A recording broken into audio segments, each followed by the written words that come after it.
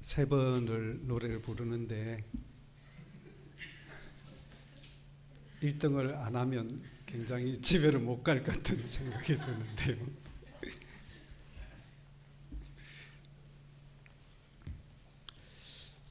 네, 다시 한번 우리에게 가장 귀한 선물 예수 그리스도가 탄생하심을 기억하고 다시 오심을 또 기다리는 성탄 이브 예배에 함께 하신 모든 성도님 여러분, 여러분의 가정 또 여러분 하신 모든 일 가운데 우리 주님 예수 그리스도로부터는 은혜와 평강이 함께 계시기를 바랍니다. 미처 환영을 할 기회를 놓쳤습니다만 오늘은 특별히 우리 이수산나 선생님 남편분 유성윤 선생님도 이렇게 함께 예배에 참여하게 되어서 너무나 반갑고 기쁨의 박수 한번 드리겠습니다.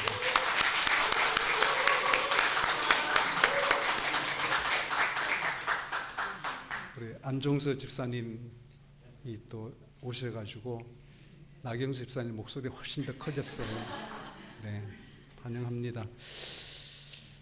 성탄 이브 예배를 위해서 제가 읽어드린 복음서 본문 마태복음 1장 18절부터 25절 말씀은 지난 주일날 이미 설교 본문이었고 강영일 목사님이 거제도에서 오셔서 또 말씀을 잘 전해 주셔서 제가 또 그 말씀에 뭔가를 보탠다는 것이 좀 거시기한 그런 일이긴 합니다. 그렇긴 한데 그래도 오늘 어떻게 하다 보니까 그렇게 본문이 정해져서요. 제가 그거를 나중에 읽고서는 깜짝 놀랐습니다. 그래서 이거 어떻게 해야 되나 고민을 하다가 그래도 조금 더 말씀에 머물면서 예수님 탄생의 신비에 대해서 생각해보고 그 신비가 오늘 우리를 어떤 삶의 자리로 이끄시는지를 한 번 더 생각해보는 그런 시간을 가지려고 합니다. 여러분 성경책 혹시 있으시면 오늘 복음서 말씀 마태복음 1장 18절부터 한번 펴시면 제가 모든 소절을 다 보진 않겠지만은 한 절 몇 절을 같이 보려고 합니다. 18절에 보니까 그의 어머니 마리아가 요셉과 약혼하고 동거하기 전에 성령으로 잉태된 것이 나타났더니라고 되어 있습니다. 여러분 그 당시 2000년 전 유대 사회에서 소년은 대개 초경을 시작하는 12세쯤에 그리고 남자아이는 경제적인 독립을 할 수 있는 시기가 되는 약 18세쯤에 약혼을 하고 약혼과 결혼식 사이에는 약 1년 정도의 시간을 두었다고 합니다. 약혼은 잠자리만 하지 않은 것뿐 결혼이나 다를 바가 없었습니다. 그래서 약혼을 했다가 그 약혼을 깨려면 결혼한 사람의 결혼을 깨는 것과 똑같은 그런 절차가 필요해서 두세 사람의 증인 앞에서 우리가 이런 연고로 약혼을 깨놓으라고 하는 그런 것을 해야만이 약혼을 깰 수가 있었습니다. 이혼 증서를 건네야 약혼이 깨어졌습니다. 그리고 당시 약혼은 오늘날은 젊은 사람들이 서로 만나서 사귀어보고 맞는지 안 맞는지 여러 가지를 계산해보고 서로 마음이 합해지면 결혼을 하는데 그 당시 저희 부모님 세대도 그랬지만은 그 당시 결혼은 철저하게 부모와 부모 사이에서 이루어지고 결정된 그런 일이었습니다. 그래서 요셉과 마리아는 거의 만날 기회가 없었거나 전혀 없었을 수도 있습니다. 그런데 요셉이 어떻게 자신의 약혼 여인 마리아가 임신을 했다는 소문을 듣게 되는 것이지요. 저는 이 부분에서 굉장히 궁금합니다. 뭐가 궁금한가 하면 그 소문을 마리아에 대한 그 나쁜 소문을 요셉이 들었을 때 요셉이 그냥 결론 내린 것이 아니라 한 번쯤은 마리아를 찾아가서 마리아의 임신한 것을 확인하고 마리아에게 소위 말하는 변명할 수 있는 그런 기회를 주었을까라는 점이 궁금합니다. 그런데 본문에는 그런 부분에 대해서 말씀하지 않습니다. 다만 본문을 통해서 우리가 확인할 수 있는 사실은요, 요셉은 어떤 그 고민을 하고 어떤 생각을 했든지 간에 결론은 자신의 약혼녀가 부정한 관계를 통해서 임신했다는 그 사실을 마음에 믿었던 것 같습니다. 그래서 19절을 보십시오. 19절 보니까 그의 남편 요셉은 의로운 사람이라 그를 드러내지 않고 가만히 끊고자 하였다라고 합니다. 여러분, 요셉이 얼마나 고민했고 머리가 아팠으며 갈등이 심했겠습니까? 왜냐하면 신명기 구약성서 신명기 22장 23절 24절에 보면 약혼한 여자가 결혼하기 전에 다른 남자하고의 관계를 통해서 임신을 하면 온 동네 사람들이 그 임신한 약혼녀와 그에게 임신을 시킨 남자를 성 밖으로 끌고 나가서 돌로 쳐 죽여야만이 그 성이 그런 더러움으로부터 깨끗해진다고 그렇게 그 사회는 믿고 있었고, 요셉은 마땅히 그렇게 해야만이 율법을 행하는 그런 의로운 사람이 되는 것입니다. 그런데 여러분, 구약 성서에는요, 냉혹한 율법을 지킴으로 얻게 되는 의도 있지만 다른 종류의 의도 있습니다. 이사야 42장 1절입니다. 내가 붙드는 나의 종, 내 마음에 기뻐하는 자 곧 내가 택한 사람을 보라. 내가 나의 영을 그에게 주었은즉 그가 이방에 정의를 베풀리라고 말씀합니다. 그때 의가 똑같은 의인데요, 하나님이 기뻐하시는 하나님의 종이 베푸시는 그 정의는 도대체 어떤 얼굴을 했을까요? 그 뒷절에 보면 3절에 이렇게 되어 있습니다. 상한 갈대를 꺾지 아니하며 꺼져가는 등불을 끄지 아니하고 진실로 정의를 실행할 것이라. 다시 의가 나왔습니다. 여러분, 이란 같은 중동 국가에서는 최근까지만 해도 갈대 아시죠? 그 갈대를 우리나라 갈대하고 조금 비슷하기도 하고 좀 다르기도 한데요, 그 갈대를 펜으로 사용해 왔다고 합니다. 양질의 갈대는, 상하지 않는 괜찮은 상태의 갈대는 지붕을 이는 데도 쓰이고 배를 만드는 데도 그 갈대를 씁니다. 그리고 필기 도구로도 쓰입니다. 그런데 상한 갈대는 아무짝에도 쓸모가 없어서 불쏘시개로 밖에는 사용이 되지 않는 것입니다. 그런데 하나님의 영을 받은 하나님의 종은 상한 갈대를 함부로 불쏘시개로 그냥 사용하고 말지 않는답니다. 상한 갈대가 상징하는 것은 이 세상에 보잘것없거나 약하거나 쓸모없어 보이는 그런 인간이지요. 주님의 영을 받은 주님의 종은 그런 사람들조차도 쉽게 버리거나 외면하지 않으신다는 것입니다. 그것이 또 다른 정의이고 그 높은 차원의 정의를 하나님을 기쁘시게 한다라고 말씀하고 있습니다. 여러분, 요셉의 입장에서 임신한 마리아는 상한 갈대예요.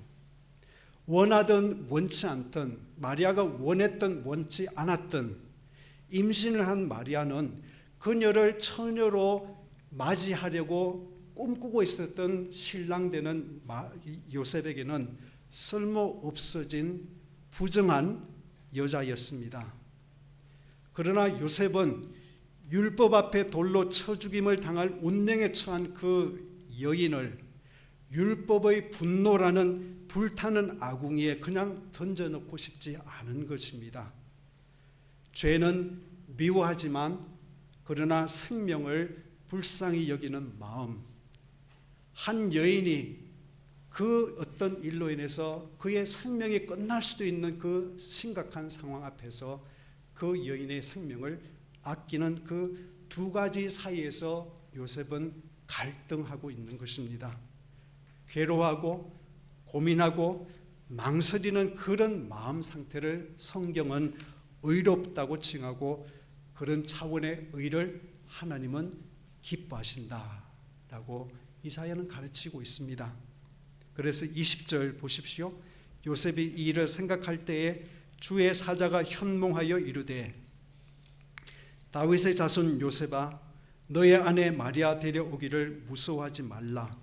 그에게 잉태된 자는 성령으로 된 것이라. 너의 약혼녀 마리아의 임신은 부정한 관계를 통해서 생긴 것이 아니라 하나님의 영이 그녀를 덮은 것이다. 하늘의 신비가 마리아를 스쳐간 결과로 그녀가 임신했다라고 말씀하십니다. 그래서 18절에서 제일 처음에 시작되는 예수 그리스도의 나심은 이러하니라고 되어 있는데요, 거기서 나심으로 번역된 헬라어 명사가 게네시스라는 단어이고, 우리 교회도 남궁 집사님도 타고 다니고 손미자 성도님도 타고 다니는 제네시스가 바로 그 이름에서 나왔고, 창세기의 책 제목도 바로 제네시스 혹은 게네시스이죠. 그런데 이 헬라어 명사는 시작, 기원, 나심, 탄생이라는 뜻도 있지만 또 하나는 창조라는 그런 뜻도 있습니다. 창세기의 영어 제목이 바로 그 제목이 바로 그렇게 연결이 되는 것이죠. 저는 이 마태복음을 기록한 저자 마태가 이 부분에서 게네시스라는 그 명사를 씀으로써 예수 그리스도의 나심 혹은 탄생에 대해서 말하기보다는 어쩌면 세상의 창조에 함께 하셨던 그 성령께서 보내신 어떤 사람을 통해서 하나님께서 새롭게 열어 가시려는 새로운 세계에 대해서 마태는 말하고 싶은 그런 마음이었을 거라고 생각합니다. 예수와 더불어 시작되는 새 하늘과 새 땅에 대한 이야기를 마태는 예수 그리스도의 이야기를 통해서 열어가려는 것이죠. 오래된 이야기지만 가톨릭 성도들 사이에 이런 우스갯소리가 돈다는 이야기를 제가 들었습니다. 천국에서 하루는 1인 시위가 벌어졌대요. 그래서 하나님이 천국 역사에 이런 일이 없었는데 무슨 일인가 싶어서 천사를 보내서 확인을 했더니만은 그 1인 시위자는 요셉이었습니다. 요셉이 하는 말이 이랬답니다. 마리아는 예수를 낳고 길렀다는 이유로 가톨릭 성도들 사이에 하나님의 어머니라는 칭호도 얻고 성도들의 기도도 듣고 온갖 찬송을 지어 그를 기리는데, 그 마리아와 아기 예수를 받아주고 방패막이도 되어주고 함께 양육한 나는 도대체 이게 뭡니까? 라고 데모를 했답니다. 일리가 있지요. 그래서 하나님이 특명으로 요셉을 성자로 만들고 특별한 상까지 주었다는 그런 우스갯 이야기가 있습니다. 여러분, 예수 그리스도의 나심이라는 말을 우리가 나심이라는 뜻보다 창조라는 말로 이해할 때, 창조라는 것은 무엇입니까? 창조는 이전에 전혀 존재하지 않았던 어떤 새로운, 완전히 새로운 것이 나타났다는 뜻이지요. 요셉의 고민은 이런 것이었을 겁니다. 한 번도 존재하지 않았던 방식으로도 생명이 탄생할 수도 있다는 신비의 그 영역과, 생명은 철저하게 남자와 여자의 육체적 관계를 통해서만 탄생한다는 인간 경험 사이에서 요셉은 갈등한 것입니다. 성령의 말씀을 받아들여서 신비의 세계 속에 자신을 맡기는 믿음의 길을 갈 것인가, 아니면 여전히 인간 경험에 기대서 부정을 저지른 마리아를 조용히 파혼하는 꽤 훌륭하고 배려심 깊은 도덕의 길을 갈 것인가? 그 기로에서 요셉은 고민했던 것입니다. 그리고 요셉은 마침내 사람들이 잘 가지 않는 믿음의 길을 가기로 선택합니다. 그게 그에게 얼마나 많은 희생과 얼마나 많은 고통과 위험을 요구하는지 모르는 채 말입니다. 그러나 하나님께서는 그 요셉에게 힘을 주셨고 그 요셉은 가장으로서 그 역할을 잘 감당했습니다. 여러분, 여기서 보듯이 믿음이란 것은 겉으로 표가 나는 어떤 대단한 것이거나 요란한 것이 아닙니다. 창조의 하나님이 내 안에, 내 주변에서 새로운 일을 새로운 방식으로 하실 수 있음을 알고 작고 사소한 일 하나 가운데 하나님의 창조의 흔적과 가능성을 눈을 열고 살펴보는 것이 믿음입니다. 하나님의 창조의 무대로 하나님의 쓰실 만한 그런 소품으로 나의 일상을 기꺼이 드리려는 마음가짐이 바로 믿음의 순종인 것입니다. 그러기 위해서는 무엇보다도 내 마음이 하나님 앞에 준비가 되어야 되겠지요.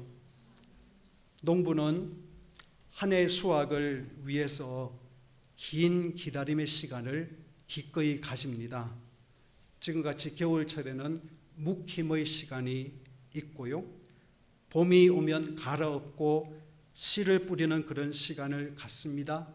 여름이 되면 잡초를 뽑아줘야 되고 거름을 주는 그런 시간을 갖습니다. 그리고 가을도 초가을에는 성숙이라는 시간을 지나서야 늦가을에 수확을 하지 않습니까? 제가 내일 새콤하고 달콤한 후지 사과를 먹고 싶다고 해서 오늘 제가 남사에 가서 묘목 후지 나무를 심는다고 후지 사과를 먹을 수 있는 가능성 하나도 없죠. 도움이 하나도 되지 않습니다. 적어도 3년 전에는 그 일을 시작했어야 하고 그 3년의 세월 동안에 거름을 주고 잡초를 제거하고 또 영양을 주고 잔가지도 잘라주고 가물 때는 물을 주는 등 긴 기다림의 시간을 거쳤어야지 오늘 맛있는 사과를 먹을 수 있는 것입니다. 여러분, 저는 하나님께서 자신의 아들 피덩이 예수를 맡길 만한 인간 부모를 찾다가 요셉과 마리아를 만났을 때 그런 마음의 밭이 준비된 사람들을 하나님께서 됐다고 그렇게 판정하셨을 거라 생각합니다. 그런 의를 마음에 장착한 요셉을 보셨을 때 이 사람이야, 바로 이 사람이야 라고 기뻐하셨을 거라 생각합니다. 하나님이 말씀하셨다고 준비 안 된 사람이 갑자기 그 순종이 되는 건 아니거든요. 우리도 이런 주께 기쁨이 되는 의로운 마음 하나를 갖기 위해서 말씀과 은혜로 내 마음을 자꾸 갈고 닦고 기경할 수 있게 되기를 바랍니다.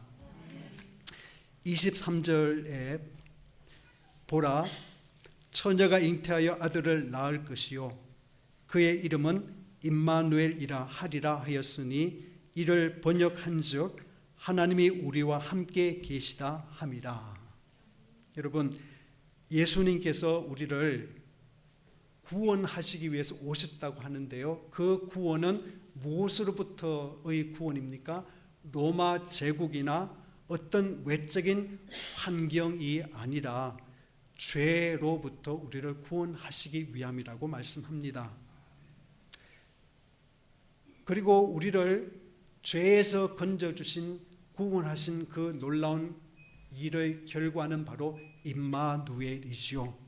하나님이 우리와 함께 하시고 우리가 거룩하신 하나님과 함께 지내는 그 임마누엘의 경험을 위해서 예수님께서 우리를 죄로부터 구원하셨다고 말씀하고 있습니다. 그래서 우리의 몸이 하나님이 거하시는 거처, 장막, 히브리어로 쉐키나가 되는 것이고 내 인생이 하나님께서 일하시는 무대가 되는 것이다. 내 몸의 지체가 하나님의 도구가 되고 내가 가는 곳에 하나님이 드러나신다. 이것이 바로 임마누엘의 삶이 되는 것입니다. 저는 2025년의 대림절을 보내고 이제 성탄절을 함께 맞이하면서 오늘 떡국이 참 맛있었다고, 그래서 저희 집사람 보고 또 떡국집을 열면 어떻겠냐고 네, 그런 칭찬도 참 보람이 있는 그런 일이지만 이렇게 오랫동안 보고 싶었던 분을 같이 또 예배도 하고 작년에 우리가 생각하지 못했던, 지금까지 10년 동안 한 번도 하지 못했던 2부 순서까지 할 수 있는 그 자체가 얼마나 우리가 하나님 앞에 많은 복을 받았는가 생각하면서 저는 요즘 참 행복한 그런 목회자로 살고 있습니다. 그럼에도 불구하고 저희 교단을 생각하고 또 우리 한국 교회를 생각하면 아픈 마음이 들기도 합니다. 1세기 유대인들이 꿈꾸고 원했던 구원은 예수님을 보지 못했던, 그래서 예수님이 결국은 십자가에 못 박으라고 이렇게 외칠 수밖에 없었던 것은 그들이 죄로부터의 구원을 하나님으로부터 선물로 받지 않고 정치적인 구원을 바랬기 때문에 그랬습니다. 다시 말하면 자기 안에 있는 내재된 그 죄는 그대로 둔 채 타자인 로마를 절대 악으로 규정해서 그 로마를 무너뜨릴 수 있는 그런 메시아를 원했다는 것이지요. 저는 오늘 우리 한국 교회가 이 길을 걷고 있지 않는가 하는 그런 생각을 조심스럽게 해봅니다. 요셉이 가졌던 하나님이 기뻐하시는 그 높은 의를 추구해야 되는데 그 의보다는 바리새인들이 열심히 추구했던 그런 율법이라는 잣대를 가지고 죄인을 끊임없이 만들어내고 우리와 그들을 편가르게 하고 누군가를 사회에 해로운 그런 죄인으로 몰아가는 그런 것이 우리 교회가 되지 않았는가 하는 아픈 생각을 하고 있습니다. 여러분, 오늘 베들레헴에 나신 예수 그리스도는 어떤 분이셨습니까? 어떤 길을 주님은 가셨습니까? 어떤 눈으로 병자와 약자와 죄인을 바라보셨습니까? 그 시대의 상한 갈대 인생을 만날 때 예수님은 어떻게 그들을 대하셨습니까? 여러분, 이 모든 것에 대한 대답은 우리가 입으로 혀로 할 것이 아니라 우리의 마음에서 우러난 행동으로 해야 할 것입니다. 우리 안에서 우리를 통해서 새로운 세상을 창조하시고 새 세상을 열어가시려는 하나님의 그 마음에 잇된 마음으로 살아가는 우리를 통해서 작은 예수 그리스도가 끊임없이 태어날 수 있기를 진심으로 바랍니다. 의로운 해가 우리를 통해서 떠오르기를 주님의 이름으로 축원합니다. 그리하면 모든 지각에 뛰어난 하나님의 평강이 그리스도 예수 안에서 우리의 마음과 생각을 지키실 줄 믿습니다. 기도하겠습니다.